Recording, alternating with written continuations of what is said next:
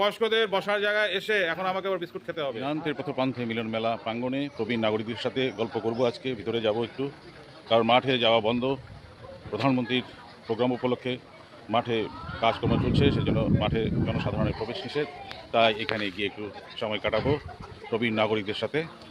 এই যে দেখুন ওনাদের একটা সুন্দর বসার জায়গা, পরিবেশটা একটু দেখুন। আলিপুরদুয়ার প্যারেড গ্রাউন্ডের পাশেই প্রবীণ নাগরিকদের যে বসার জায়গা আছে, আজ সেখানে কিছুটা সময় ওনাদের সাথে কাটালাম, খুব ভালো লাগলো। ওনাদের ওখানে চা বিস্কিট খাওয়ার ব্যবস্থা রয়েছে এবং সুন্দর একটা পরিবেশ, এখানে টিভিরও ব্যবস্থা রয়েছে। সময় কাটানোর বয়স্কদের জন্য একটা আদর্শ জায়গা। বলেন কিছু বলেন, বক্তব্য রাখেন কিছু। হচ্ছে না, আমরা এখানে রোজই আসি, কিন্তু আজকে অনেক লোক বেশি মোদির ইসে দেখার জন্য, মোদির মাঠের কার্যক্রম দেখার জন্য না? এই আলিপুরদুয়ার যে মাঠের যে অবস্থা, সে তো মোদি গেলে যে আমরা কি হবে সেটা বুঝতেই পারছি। হ্যাঁ, মাঠের অবস্থার মাঠ নেই, নাই তাই তো? সবুজ আর থাকলো না। সবুজ আর থাকলো না, তাই তো দেখছি।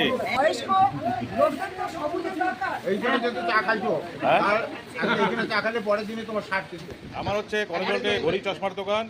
আমার দোকানটা হচ্ছে দাস পেপারের পাশে। দোকানে আপনার দোকানে একটা আমাদের প্রবীণ নাগরিককে দিয়ে দিয়ে